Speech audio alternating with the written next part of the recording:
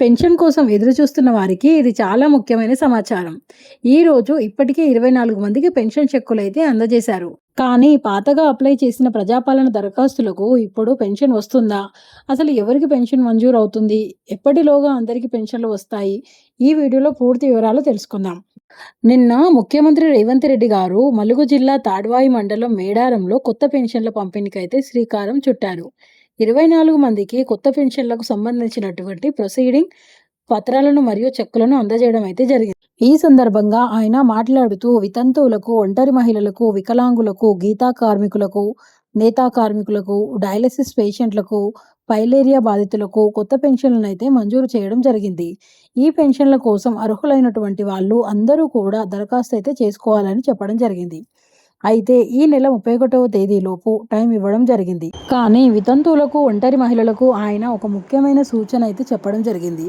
ఈ 2 కేటగిరీలలో అర్హులైనటువంటి వారందరికీ కూడా కొత్త పెన్షన్లు శాంక్షన్ చేయడం అనేది జరుగుతుంది. అందుకని ఈ కేటగిరీలలో ఉన్నవారు తప్పకుండా అర్హులైన వారైతే తప్పనిసరిగా అప్లై చేసుకోమని అయితే చెప్పడం జరిగింది.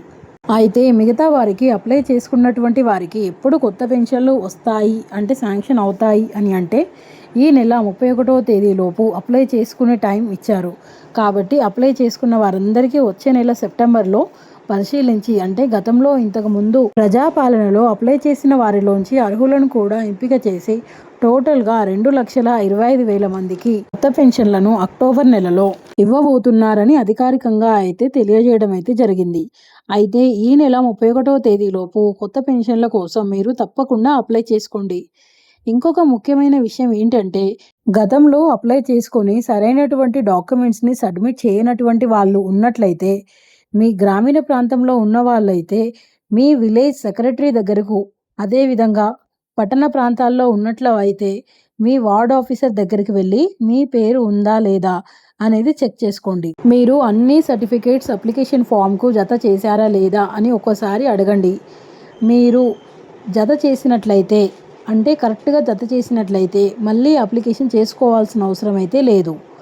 కానీ పేపర్స్ కరెక్ట్గా జత చేయలేదు అనుకుంటే మళ్ళీ అప్లై చేసుకోండి. మీరు గతంలో అప్లై చేసినప్పుడు ఏదైనా మిస్టేక్ కానీ ఏదైనా పేపర్ మిస్సింగ్ కానీ ఉన్నట్లయితే వెంటనే చేయూత పోర్టల్లో నుంచి అప్లికేషన్ ఫామ్ని డౌన్లోడ్ చేసుకొని సరైన విధంగా తప్పులు లేకుండా ఆ ఫామ్ని నింపి అందులో అడిగినటువంటి పేపర్స్ని అంటే సర్టిఫికేట్ జిరాక్స్ని జత చేసి ఈ నెల 31వ తేదీలోపు మళ్ళీ అప్లై చేసుకోండి.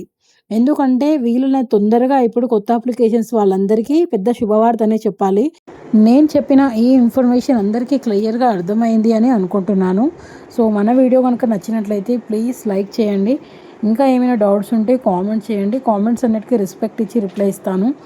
ఇంకా గవర్నమెంట్ నుంచి ఎలాంటి అప్డేట్స్ వచ్చినా మీకు వెంటనే ఇన్ఫర్మేషన్ అయితే ఇస్తాను. కొత్తగా ఎవరైనా మన వీడియో చూస్తున్నట్లయితే ప్లీజ్ సబ్స్క్రైబ్ చేసి నాకు సపోర్ట్ చేయండి. మీ అందరి ఆశీస్సులతో మళ్ళీ నెక్స్ట్ వీడియోలో కలుద్దాం.